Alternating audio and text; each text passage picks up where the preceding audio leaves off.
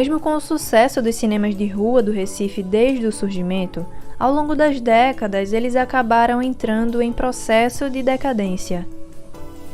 O que aconteceu com os cinemas de rua é que muitos dos cinemas tinham a sua propriedade, né, locada através do patrimônio particular, né? Então, eram cinemas de pessoas que tinham esse poder realmente e eram donos dos cinemas, né? Eram cinemas particulares e não eram cinemas públicos. E, aos poucos, esses cinemas foram sendo reduzidos por conta da concorrência de espaços como supermercados, né? Que foi crescendo ao longo do tempo.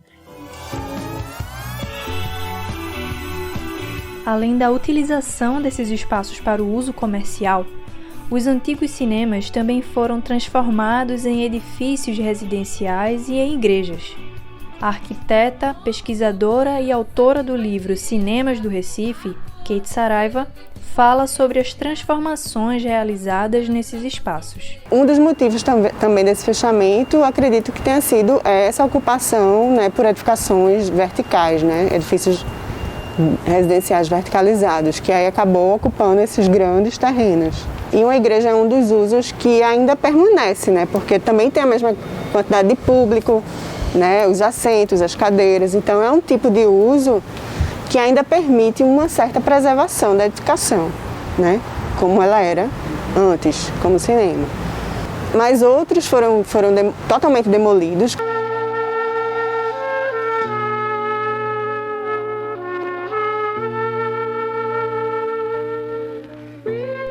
O tempo foi passando e novas tecnologias foram surgindo.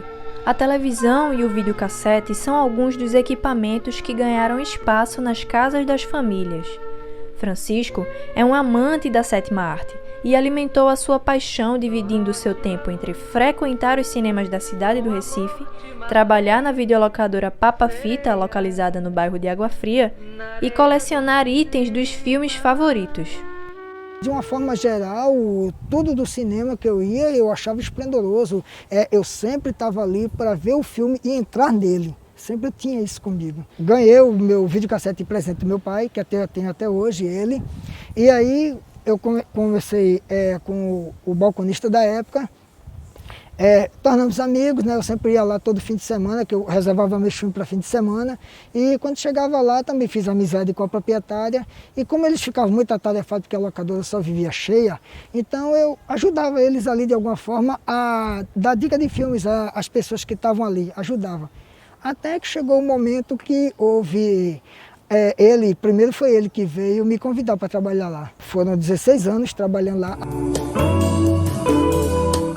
O fechamento dos cinemas e posteriormente da videolocadora onde trabalhava afetou muito a vida de Francisco. É como se eu estivesse perdendo um amigo querido, porque fez parte da minha adolescência, fez parte da minha vida adulta, também moldou meu caráter. Então tudo isso foi como perder um amigo, entendeu? Eu fiquei muito triste quando começou a acontecer isso. Eu chorei porque foi o seguinte, foi próximo já do Natal de 2014, o meu chefe, o marido da minha chefe, né, ele também era meu chefe, ele veio para mim e disse: Francisco, infelizmente a gente está encerrando as atividades. Ele me disse isso uma semana antes, no último dia, que foi 14 de dezembro, aquilo ali me doeu. Eu saí passeando, andando na locadora todinha. Foi o meu segundo amigo que eu perdi. Primeiro foi os cinemas e segundo foi a locadora.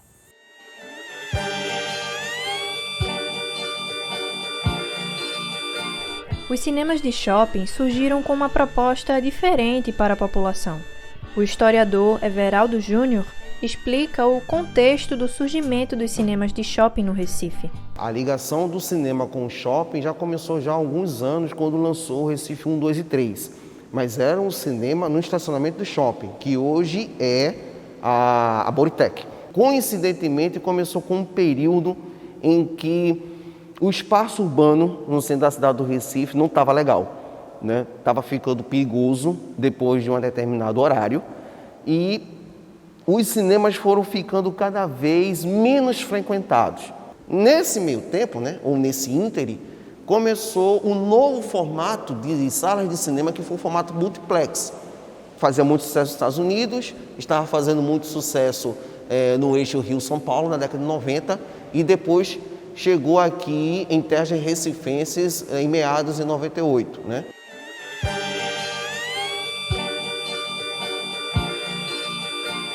Fernando é fotógrafo, cinegrafista e apaixonado pela tela do cinema. Para ele, as salas dos shoppings não substituem a experiência dos cinemas de rua. Eu chorei no fechamento do Veneza. Eu chorei quando o Astro desapareceu. Chorei no fechamento do parque. Chorei quando o São Luís fechou também. E agora reabriu. Chorei na reabertura. É como se tivesse fechado um templo de orações para você. Os cinemas de shopping, ao contrário dos antigos cinemas de bairro, eles são frios. O cinema de shopping é de uma frieza. Aqui estamos juntos. Jocilene e Amaro são casados há 28 anos.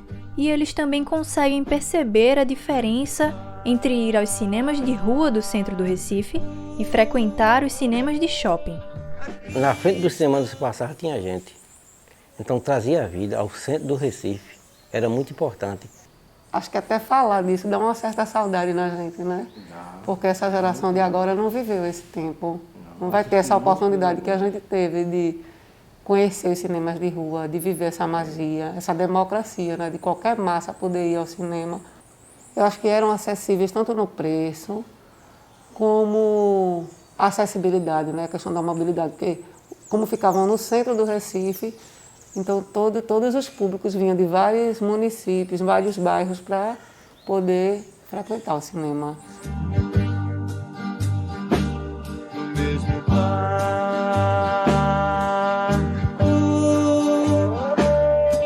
Aqui estamos. O declínio dos cinemas de rua do Recife não é um fenômeno isolado.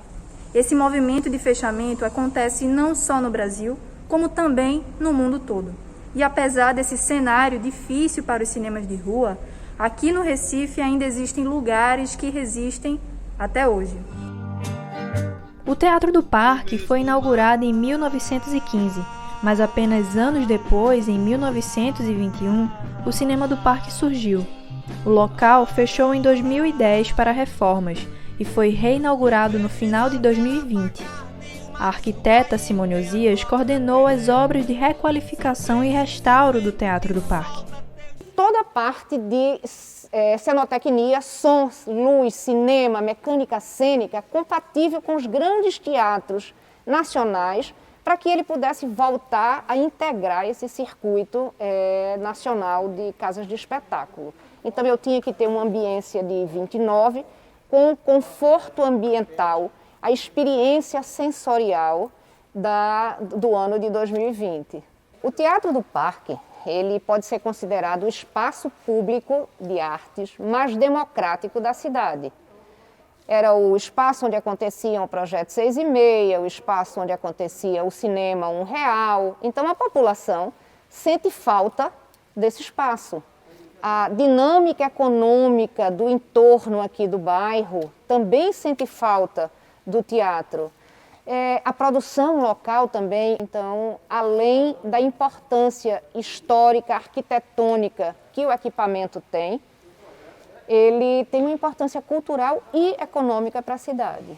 O Cinema do Parque é um cinema histórico, não só também pelo cinema mudo, mas é como se fosse um cinema que começou a desencadear todos os outros cinemas da região do centro, né? O cinema moderno, Veneza, o São Luís, o Trianon. Inaugurado em 1952, o Cinema São Luís é um dos últimos cinemas de rua do país.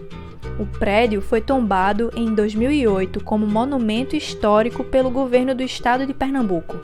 O programador do cinema, Geraldo Pinho, reforça o papel do São Luís para a cultura da cidade do Recife. Ele é mais do que um cinema, ele é um cinema luxuoso, um cinema bonito, não é? Um cinema que há 68 anos faz parte da paisagem do centro da cidade, numa esquina que eu acho a esquina mais famosa do Recife, que é a Conde da Boa Vista com a Rua da Aurora, né? Tem uma questão também de memória, né? É um equipamento que faz parte da memória afetiva das pessoas. Então, a identidade do Cinema São Luís ela foi construída fazendo com que a cidade reverberasse dentro do cinema, através de debates, através de filmes que trouxessem toda a situação da cidade, de desigualdade social, de gênero, não é? de etnias. Para Fernando, o cinema não representa apenas uma forma de diversão. O cinema invadiu a minha alma,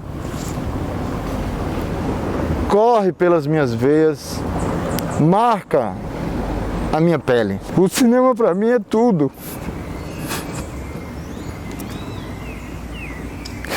Eu não sou fotógrafo e nem cinegrafista, não é por outro motivo. É pelo cinema. E vou fazer lamento. Os poucos cinemas de rua do Recife que existem hoje em dia, além de serem símbolo de resistência, são também vitrines para as produções cinematográficas locais. É o que você vai ver no último episódio da série Cinemas do Recife.